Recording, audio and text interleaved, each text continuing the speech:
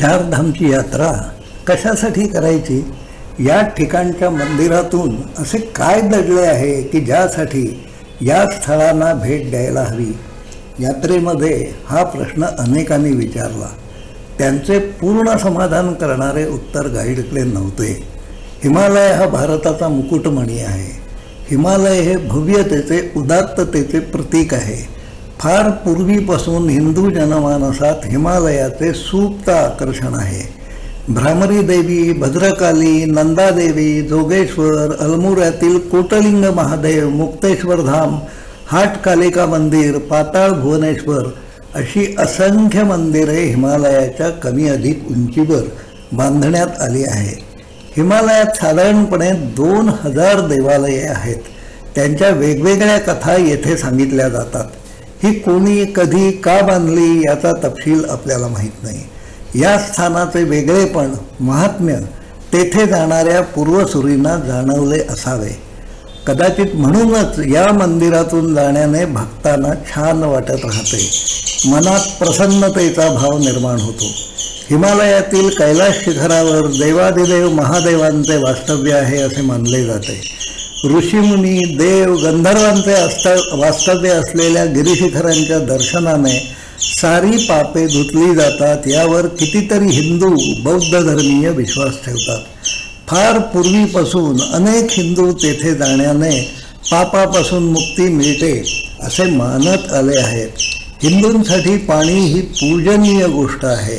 आपल्या पूर्वजांना मृत्यूनंतरच्या प्रवासात काही त्रास होऊ नये म्हणून हिमालयातील नद्यांच्या काठावर पिंडदान, पूजांसारखे विधी केले जातात. अनेक ऋषीमुनी ध्यानासाठी, चिंतनासाठी या हिमपर्वताच्या रांगातून गेले आहेत. आजही अनेक साधक हिमालयातील दुर्गम भागातून साधनेसाठी जात असतात. वेदातील काही ऋचा या परिसरात रचण्यात आल्या असाव्यात. आर्यावर्त म्हणून ओळखला जाणारा परिसर याच परिसरात कुठेतरी होता. कश्यप, भृगु, नारद मुनी, दक्षराजा, जालंधर, यक्षकिन्नर, सिद्ध, तपस्व्यांच्या अनेक कथा या परिसरात घडल्या असे सांगितले जाते. केदारनाथला शंकराचार्यांची समाधी आहे. प्रभू रामचंद्रही या परिसरात येऊन गेले आहेत. ऋषिकेशमधील गाईड्स त्यांना ज्या दंतकथा माहिती आहेत त्या सांगत असतात. हिमपर्वताची गिरीशिखरे ही स्वर्गारोहणाची पायरी आहे का? पांडव मानाच्या सरस्वती नदीच्या उगमस्थानाजवळून स्वर्गाकडे गेले का चंद्रताळच्या परिसरातून गेले हे निश्चित सांगता येणार नाही. पण दोन्ही जागी तसे सांगितले जाते.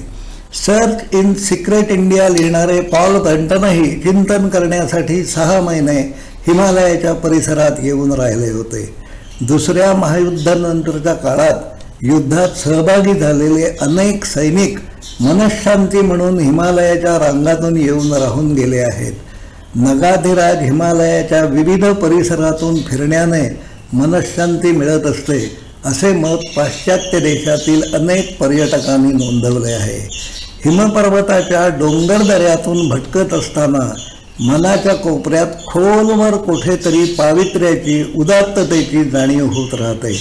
अहंकार वितळून जात असतो असे मी म्हणणार नाही, पण त्या गिरीशिखरांच्या सान्निध्यात वावरत असताना काही क्षणांसाठी आपण आपला मीपणा विसरत असतो हे मात्र निश्चित. सामान्य माणसाला समजू शकत नाहीत, पण जाणकारांना जाणवणाऱ्या कमी जास्त तरंग लांबीच्या भारून टाकणाऱ्या लहरी या प्रदेशात असल्या पाहिजेत. म्हणूनच हिमालय हवाहवासा वाटत राहतो. चारधामच्या यात्रेला काय यायचे याचे निदान थोडेसे उत्तर आपल्याला मिळाले असेल असे मानतो. धन्यवाद.